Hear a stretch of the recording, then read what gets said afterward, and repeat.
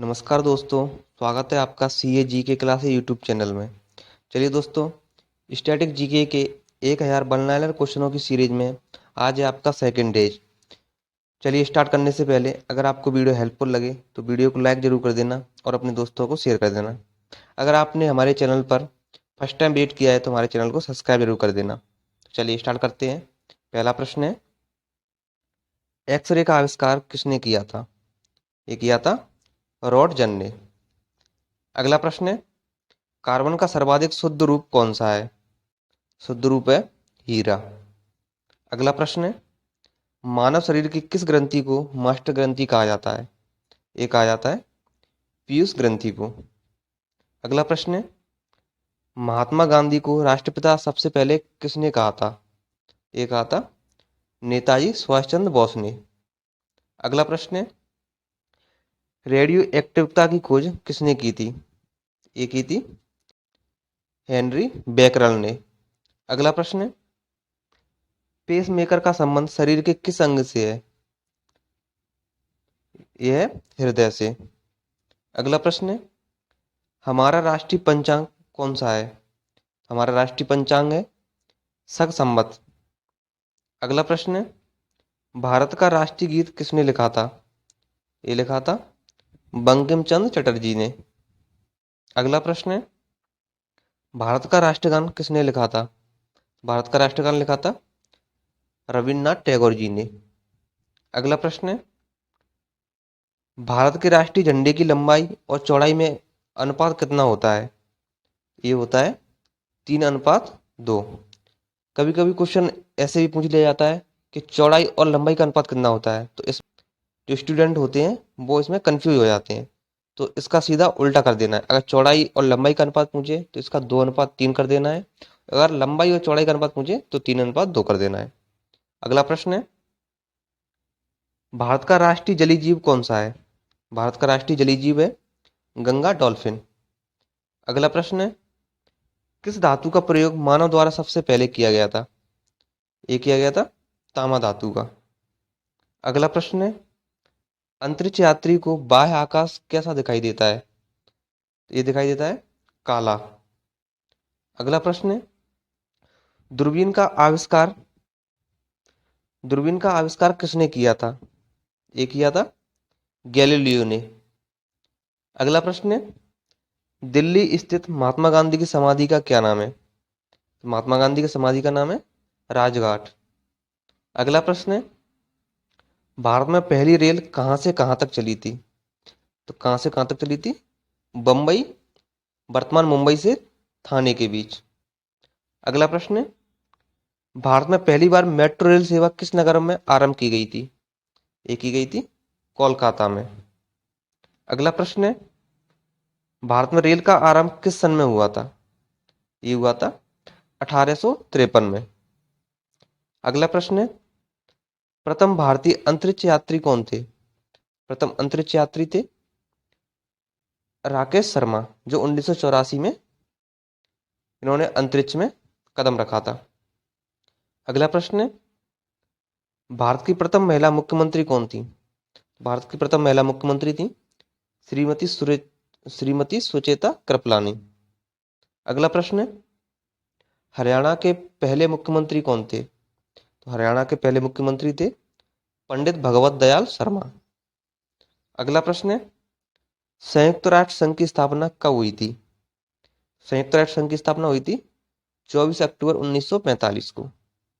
अगला प्रश्न है, संयुक्त राष्ट्र संघ का मुख्यालय कहाँ स्थित है? ये स्थित है न्यूयॉर्क में। अगला प्रश्न है, संयुक्त राष्ट्र संघ के पहले महासचिव कौन थे? पहले महासचिव थे त्रिगवेली, जो नॉर्वे के थे। अगला प्रश्न है, इस समय संयुक्त राष्ट्र संघ के कितने देश सदस्य हैं? वर्तमान में सदस्य देश हैं 193 देश। अगला प्रश्न है, संयुक्त राष्ट्र संघ सुरक्षा परिषद के कितने देश सदस्य होते हैं? ये होते हैं 15 देश। अगला प्रश्न है, संयुक्त राष्ट्र संघ सुरक्षा परिषद के कितने देश स्थायी सदस्य हैं? तो स्थायी सदस्य हैं 5 देश। अब ये कौन कौन से स्थायी सदस्य देश हैं, ये आपको कमेंट करके कमेंट बॉक्स में बताना है हमको। अगला प्रश्न है, अंतर्राष्ट्रीय न्यायालय कहाँ स्थित है? तो अंतर्राष्ट्रीय न्यायालय स्थित है द हेग, हॉलैंड में। अगला प्रश्न है, संयुक्त राष्ट्र महासभा में हिंदी में बाहर देने वाले पहले भारतीय कौन थे? ये थे अटल बिहारी वाजपेयी जी। अगला प्रश्न है, संयुक्त राष्ट्र संघ सुरक्षा परिषद के अस्थायी सदस्य कितने वर्ष के लिए चुने जाते हैं? ये चुने जाते हैं 2 वर्ष के लिए। अगला प्रश्न है, संयुक्त राष्ट्र संघ का 193वां सदस्य देश कौन सा बना था? ये बना है दक्षिणी सूडान। अगला प्रश्न है, किस विटामिन की कमी से खून का रुकाव बंद नहीं होता है? ये होता है विटामिन के की कमी के कारण। अगला प्रश्न है, हिंदी दिवस कब मनाया जाता है? ये मनाया जाता है 14 सितंबर को। अगला प्रश्न है, संविधान के किस अनुच्छेद द्वारा हिंदी को राष्ट्रभाषा घोषित किया गया था? ये किया गया है अनुच्छेद 343। अगला प्रश्न है, ओलंपिक खेलों की एकल स्पर्धा में स्वर्ण पदक जीतने वाले एकमात्र भारतीय कौन है? ये है अभिनव बिंद्रा। अगला प्रश्न है, ओलंपिक खेलों का आयोजन कितने वर्षों के बाद होता है? ये होता है प्रत्येक 4 वर्षों के बाद। अगला प्रश्न है, अंतर्राष्ट्रीय मानव अधिकार दिवस कब मनाया जाता है? ये मनाया जाता है 10 दिसंबर को। अगला प्रश्न है, हरियाणा की कौन सी नस्ल की भैंस प्रसिद्ध है? ये प्रसिद्ध है मुरार नस्ल की भैंस। अगला प्रश्न है, प्रसिद्ध शीतला माता मंदिर कहाँ स्थित है? तो ये स्थित है गुड़गांव में। अगला प्रश्न है, विशाल हरियाणा पार्टी किसने बनाई थी? ये बनाई थी राव बीरेंद्र सिंह ने। अगला प्रश्न है, किस देश की स्थलीय सीमा सर्वाधिक देशों के साथ लगती है? ये लगती है चीन देश की।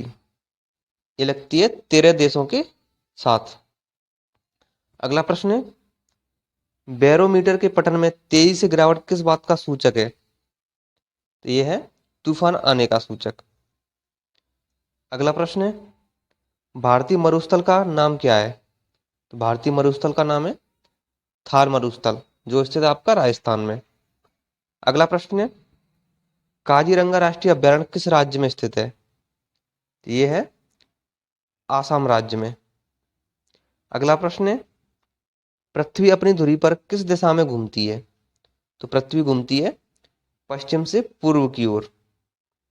अगला प्रश्न है, उज्जैन किस नदी के किनारे पर बसा हुआ है? उज्जैन बसा हुआ है क्षिप्रा नदी के किनारे पर। अगला प्रश्न है, निम्न में से कौन सी धातु बिजली की सबसे अधिक सुचालक है? सबसे अधिक सुचालक है चांदी।